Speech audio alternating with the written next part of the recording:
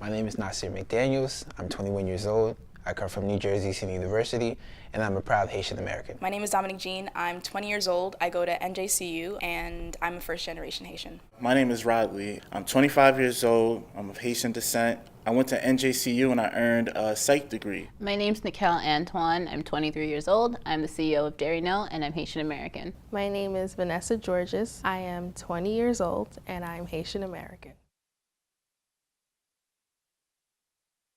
Voodoo is kind of like, it's so hard to explain because if you haven't seen it firsthand or you don't really know, you have this sort of perception of what it is. I feel like voodoo only works if you believe it. That's how I think voodoo works. I think it triggers something like our minds are more powerful than people realize.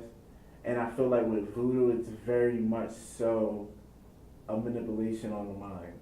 And I think that's how a lot of those things that happen because the mind produces those results. I don't necessarily think it's like the dolls where you're pushing pins in the dolls and you're doing all that stuff. I think I wouldn't necessarily call it a religion either. It's a weird concept. Stories about in the Haitian Revolution that voodoo was used, to help them. So I think it does have a very strong connection to our history. It's part of our culture.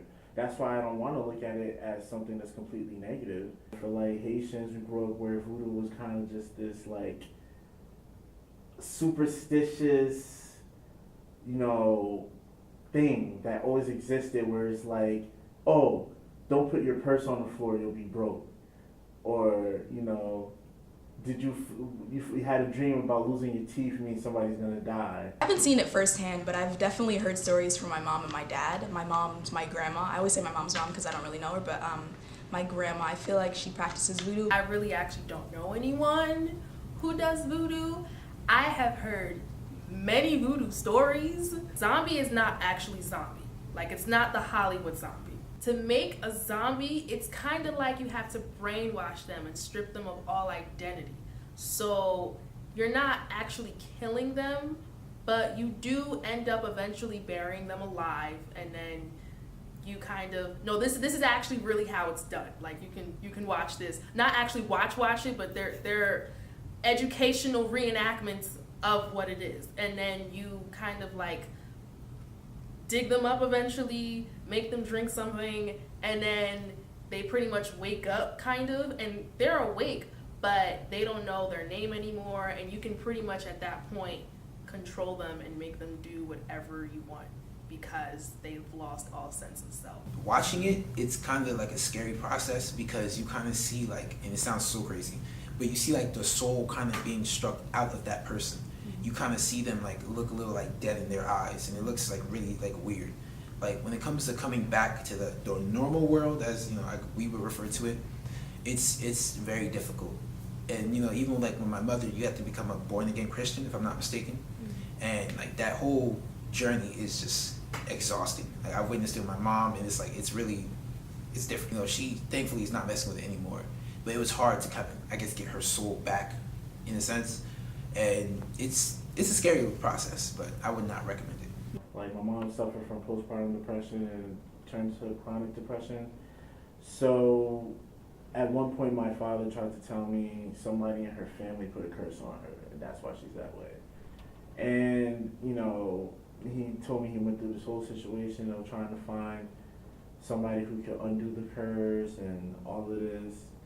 That was, I think that's one thing that turned me off from, even believing in voodoo, because I just felt like, in that situation, I just don't see how somebody would put a curse on my mom and make her depressed. That's not something I want to believe, you know what I mean? I don't know if it's true, I don't know if it's not true, I just know I don't want to believe that, because I think that's really fucked up. We have a relative of ours who practices. He's not a direct relative, just want to make that clear. But I don't agree with it. I respect it because it is a cultural ritual thing. I just believe that certain things should be left where they are, like in whatever realm that they are, and shouldn't be awakened or touched upon or whatever. So that's just my personal thing. But as a cultural ritual, I do respect that.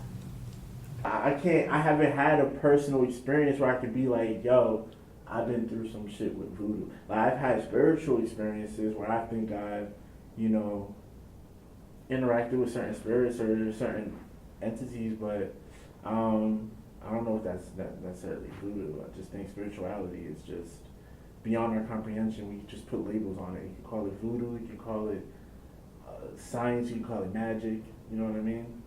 I don't know enough about voodoo to say it's bad or good. I know it exists. I know there's some people who've done bad things with it, and other people who've probably done good things with it.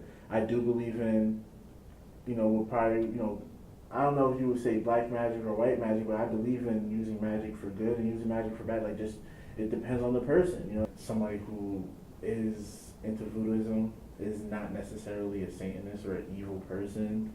Like, you know what I mean? It's just, don't be ignorant and don't be afraid to do your knowledge, your research, and, you know, to find a way to just increase your knowledge about it. Like, it's not everything you think it is, and it's probably way more than you think it is too.